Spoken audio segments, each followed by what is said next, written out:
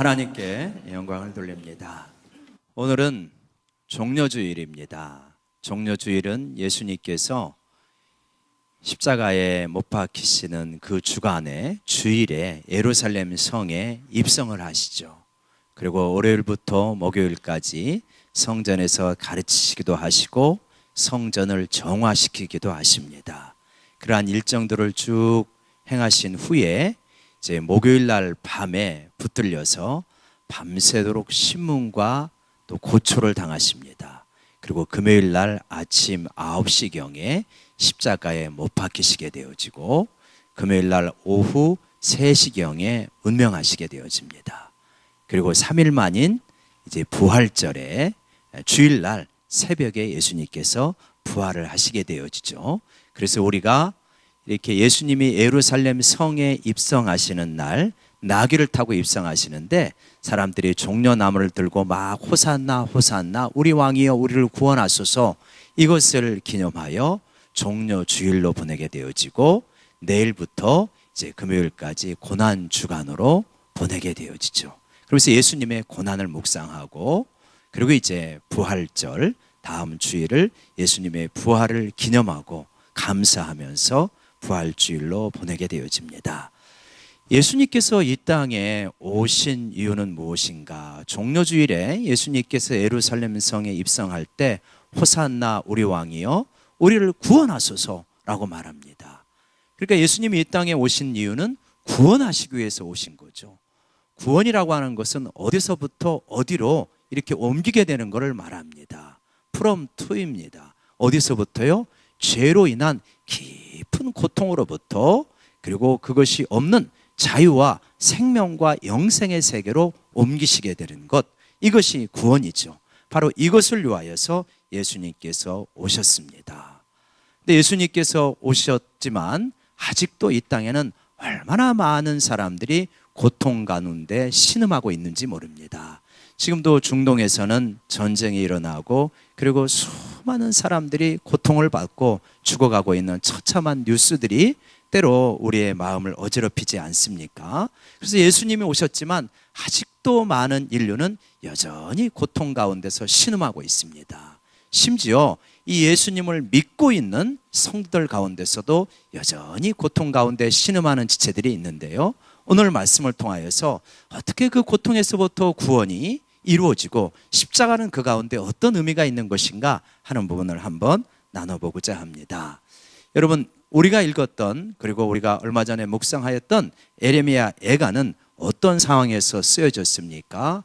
예루살렘 성이 함락되고 그리고 적들에 의해서 바벨론 제국인데요, 바벨론 군인들에 의해서 예루살렘 성이 짓밟히고 있는 그런 상황에서 쓰여진 시가 예레미야 애가이다. 이스라엘을 건국하고 하나님께서 계속하여서 말씀하였습니다. 너희는 다른 나라들을 의지하지 말아라. 우상들을 섬기지 말아라. 오직 나만 섬기면 너희 나라가 장구할 것이다. 이렇게 약속하시고 말씀하시지만 계속하여서 이스라엘 백성은 아니다. 하나님도 섬기겠지만 다른 우상들도 섬기자. 그들이 가져다주는 풍요와 쾌락을 누리자. 하나님도 섬기겠지만 애굽이라든지 아수르라든지 여러 강력한 국가들도 섬기자. 이러한 뒤죽박죽된 혼합된 신앙을 가지고 하나님을 배신하였습니다. 400여 년 동안 이렇게 배신을 하게 되자 하나님께서 무수히 선지자를 보내서 돌아오라 돌아오라 외쳤지만 돌아오지 않는 거예요. 그래서 결국은 이제 남유다 왕국마저 주전 586년에 망하게 되어지는 그 상황 속에서 쓰여진 것이 바로 예레미야 애가다. 나라가 망하는 거 어떻습니까? 우리가 잘은 모르지만 간접적인 경험을 했고 여기 가운데는 직접적인 경험을 하신 분들도 계시죠. 일제에서 나라가 망하였던 그 36년 얼마나 비참했습니까? 그리고 6.25 전쟁이 일어난 그 처참한 상황을 아마 어린 시절에 경험하셨던 어르신들도 여기에 계십니다. 말도 못하죠. 아주 그분들은 이제 전쟁, 빨갱이 이런 것만 나오면 경기를 일으킬 수밖에 없죠. 왜 그러냐면 너무나 처참했기 때문에. 지금 그 상황이죠. 성전에 바벨론 군인들이 말을 타고 그리고 군화를 신고 들어가서 성전의 모든 귀중한 것은 다 약탈합니다. 이때 성전의 지성소에 있던 언약궤도 이때 약탈당했다고 보고 있어요. 그리고 수많은 젊은이들과 남자들이 창과 칼에 찔려 죽습니다. 피가 거리를 뒤엎습니다. 어린이들은 울고요, 어린이들은 내동경에 처지고 부녀자들은 끔찍한 일을 당하게 되어집니다. 곳곳에서 이 화재가 일어나고 약탈의 함성들이 울려 퍼지는 그 기가 막힌 처참한 상황에서 하나님을 바라면서 쓴 시가 에레미야 애가입니다. 그러니 곳곳에 눈물이 배어있고 슬픔이 배어있을 수밖에 없죠. 아마 에레미야를 읽으면서 가슴이 답답해지고 이 애가를 읽으면서 눈물을 한두 번 흘려본 분들은 아마 성경을 읽으면서, 성경을 많이 읽는 분들은 그런 경험이 있으실 것입니다. 그런데 이렇게 슬픔 가운데 쓰여졌는데도 어쩌면 그렇게 문학적 구조가 탁월한지 모릅니다. 참 놀랍습니다. 에레미야가 얼마나 대단한 사람인가 하는 걸 우리가 느낄 수 있는데요, 에레미야 애가 한번 우리가 펼쳐보신 곳 한번 보실까요? 에레미야 애가를 보면 에레미야 애가는 1, 2, 3, 4, 5장으로 구성되어 있는데 1장이 몇 절이냐면 22절입니다. 2장도 22절, 3장은 66절, 4장은 22절, 5장은 22절입니다. 그냥 구성된 것이 아니다라고 하는 걸 알 수 있죠. 근데 1, 2, 4장 이 22절은 어떻게 되어 있냐면, 이 영어에서도 그런 걸 자주 쓰는데 두음법이라고 해가지고 앞 글자를 따가지고 그걸 가지고 이제 시를 만든, 우리나라 삼행시 같은 경우에 개나리 하면 개나리를 따라가 이렇게 하지 않습니까? 그런 것처럼 이 영어에서도 그런 시가 있는데 바로 이 애가가 그렇게 지어진 시예요. 그래서 이 애가가 쓰여진 히브리어인데, 히브리어는 우리나라는 가나다 이렇게 하듯이 히브리어는 알파벳 같은 게 있는데 그게 22자입니다. 알렙, 베트, 김멜 이런 식으로 나가게 되어져요. 그거를 따라서 쓰여진 시가 지금 1장, 2장, 3장, 4장, 5장 그것이 좀 파괴가 되어집니다. 그렇게 되어 있죠. 그래서 22절은 나중에 한참 뒤에 절을 쓰여졌지만 그 구절을 보면서 이렇게 22절을 만든 겁니다. 그런데 그러면 3장의 66절은 무엇이냐? 그건 뭡니까? 그러니까 한 단어에 3줄씩 쓴 거예요. 그래서 22 곱하기 3을 해서 66절이 나오게 되어집니다.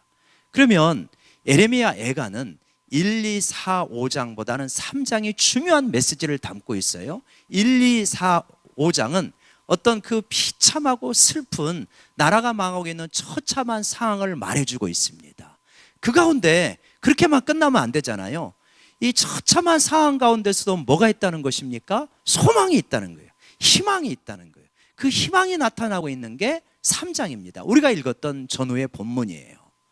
그러면 1, 2, 4, 5장은 22절이요 3장은 66절이라고 하는 이거를 통하여서 희망을 말하고 있는 3장이 3배다 라고 하는 걸 통하여서 뭘 말씀하시고자 하였겠습니까? 에레미야 선지자는 너무나 상황이 힘들긴 하지만 그러나 희망은 그 슬픔보다도 그 고통보다도 몇 배나 힘이 있다고 말하는 겁니까? 3배나 힘이 있다고 말하는 것입니다.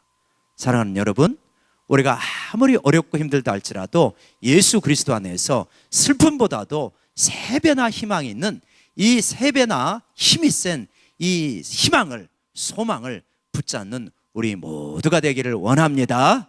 우리 같이 한번 외쳐볼까요? 희망은, 소망은 슬픔보다 3배나 강력하다.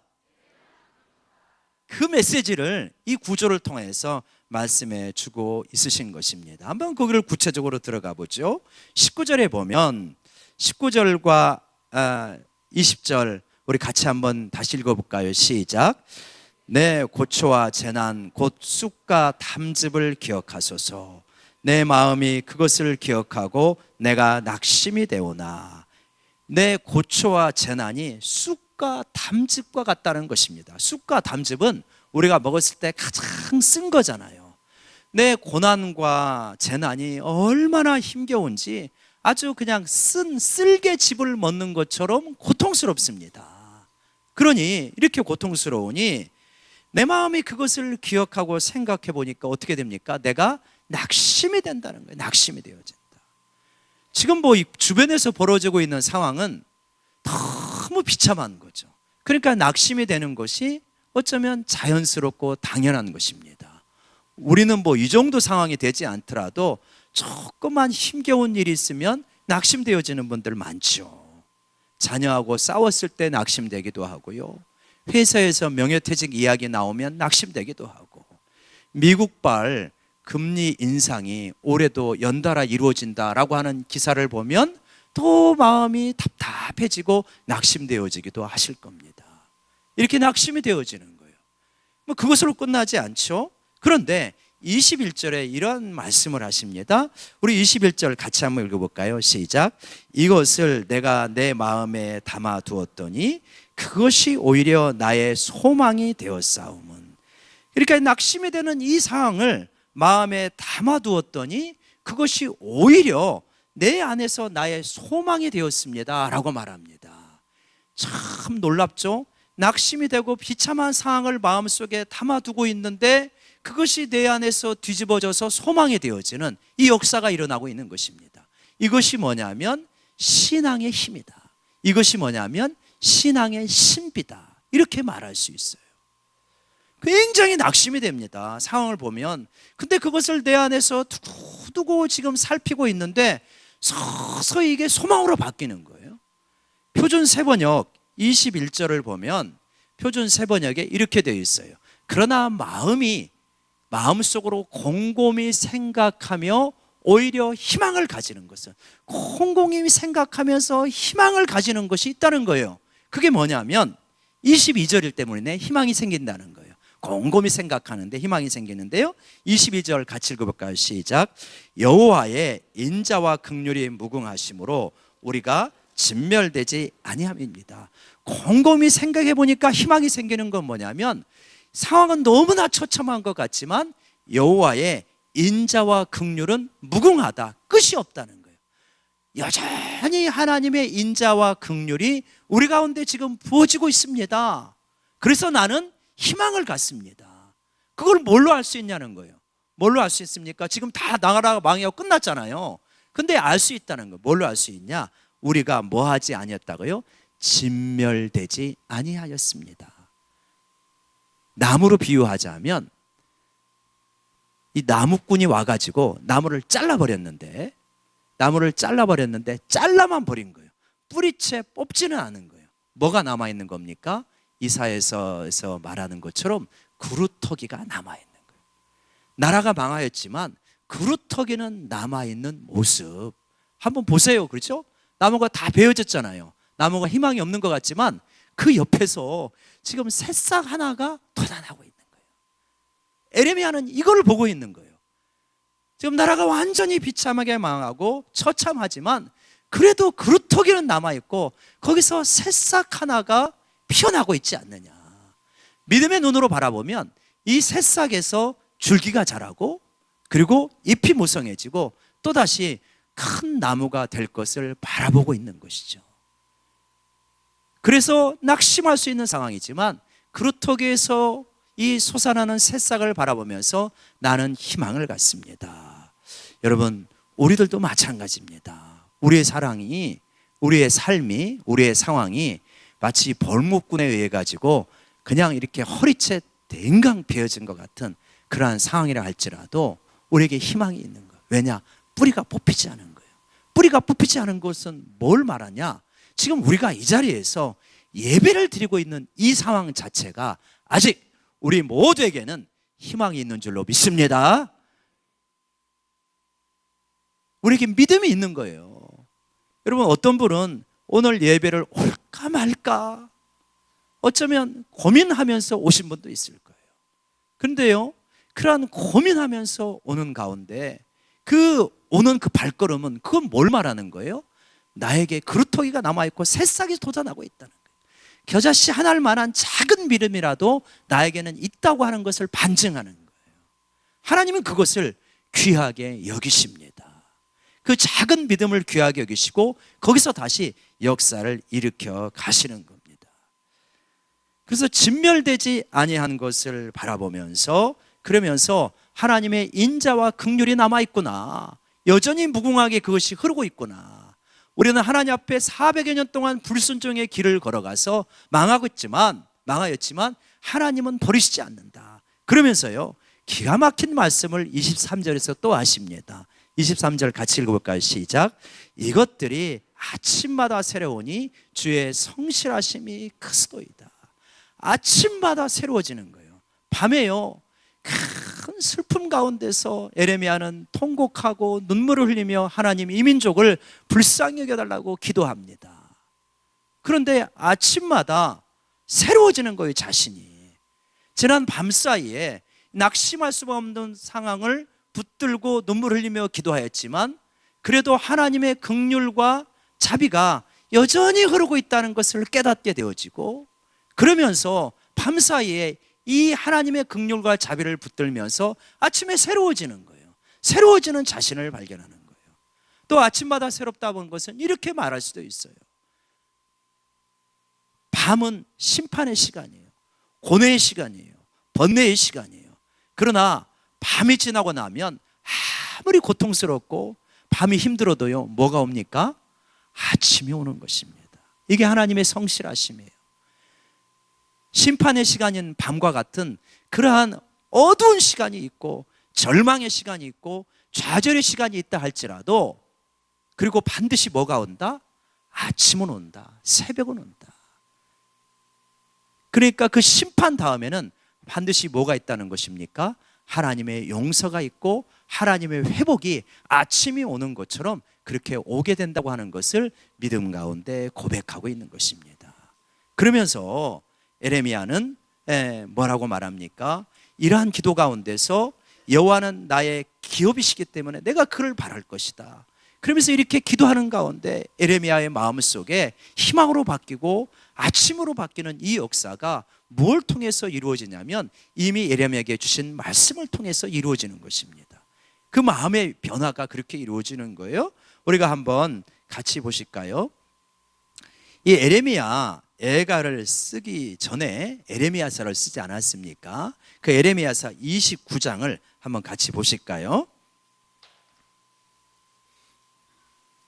에레미야 애가 앞에 에레미야가 있는데 에레미야서 29장 10절과 11절을 보면 1097페이지입니다.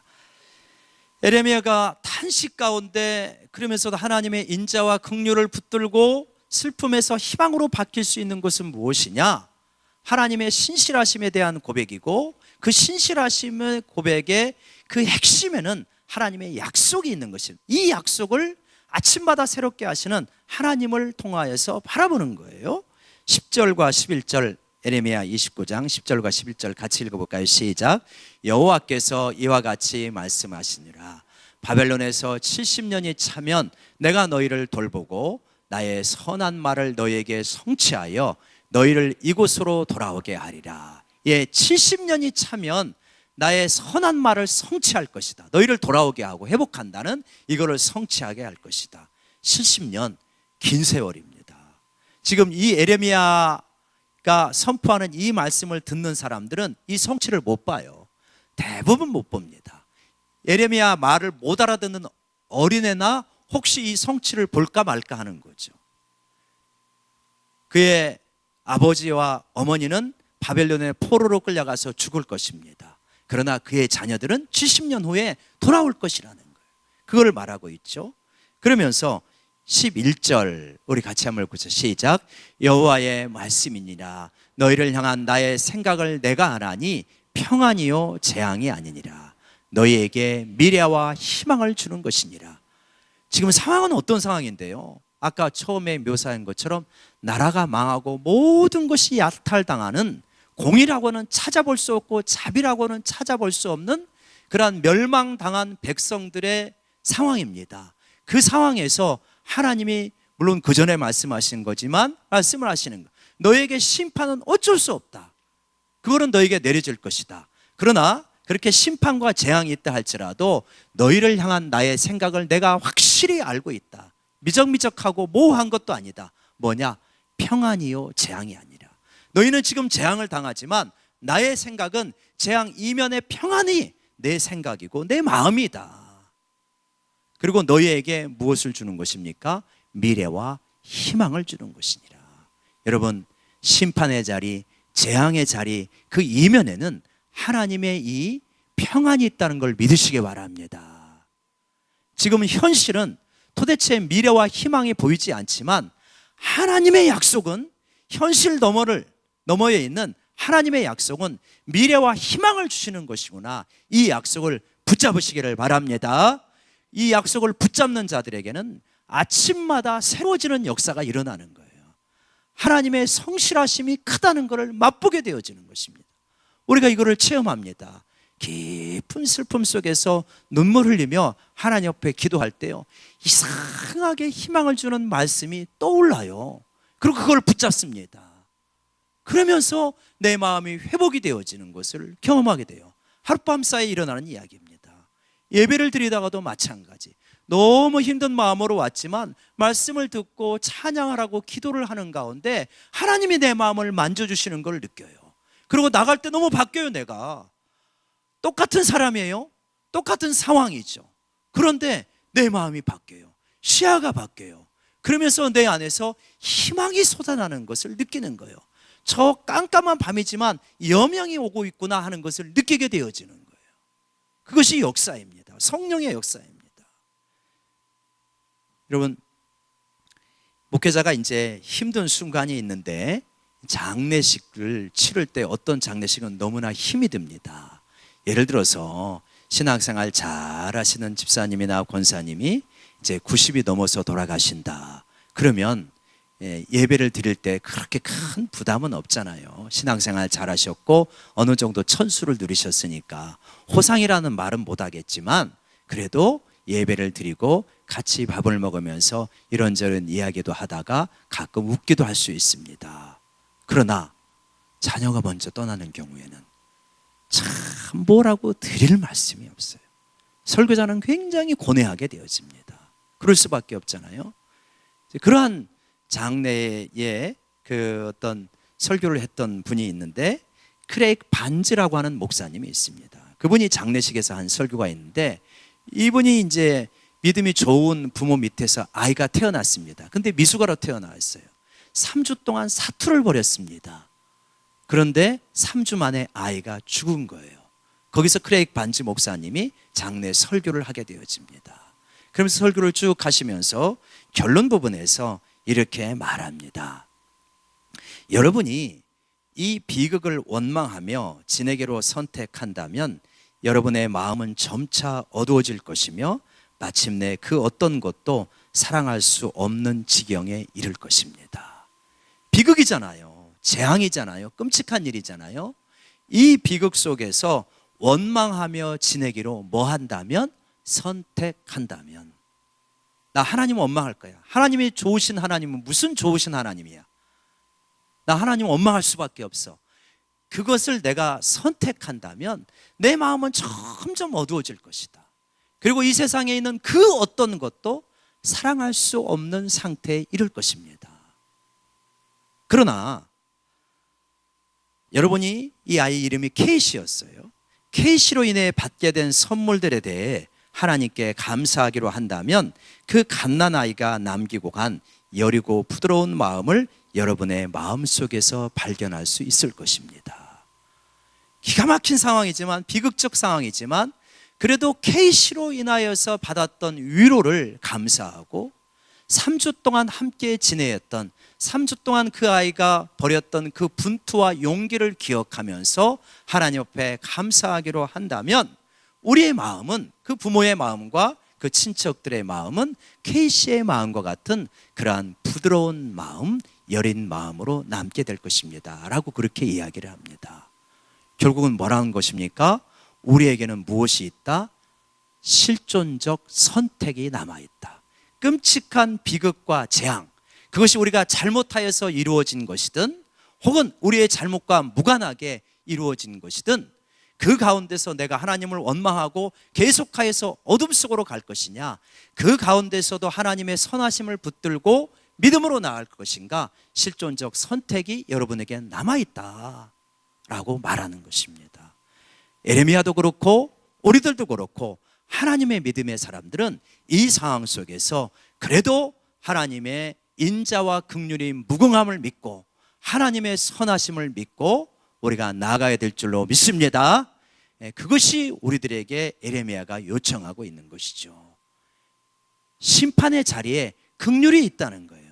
그리고 그 긍휼을 믿고 선택하게 될 때 구원의 길이 열린다는 것입니다. 누가 그랬습니까? 우리가 읽었던 누가복음에 나오는 바로 이 예수님 다른 한편에 잡혔던 강도, 거기서 달렸던 강도가 그러한 선택을 한 것이죠. 심판의 자리에서. 우리가 누가복음 23장 39절부터 읽었는데 예수님과 함께 십자가에 두 강도가 달렸습니다. 양쪽에. 이 다른 한 행악자가, 악을 행했던 사람이 예수님께 비난하고 조롱하는 거예요. 그 마지막 순간에 마음이 이렇게 완악한 것입니다. 당신이 그리스도가 아니냐, 그리스도면 나 좀 한번 구원해봐라, 그렇게 말하는 것입니다. 마지막 순간까지 소망이 없는 거예요, 이런 사람은. 근데 다른 한편의 강도가 그 사람을 꾸짖습니다. 야, 이 사람아, 우리가 다 똑같이 십자가의 처형을 받지 않았느냐? 그런데도 너는 아직까지도 하나님을 두려워하지 않느냐?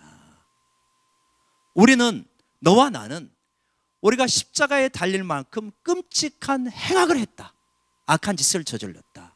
그래서 그거에 따른 정당한 심판을 받는 것이지만 이분은 행한 것이 옳지 않은 것이, 선하지 않은 것이 하나도 없지 않지 않느냐?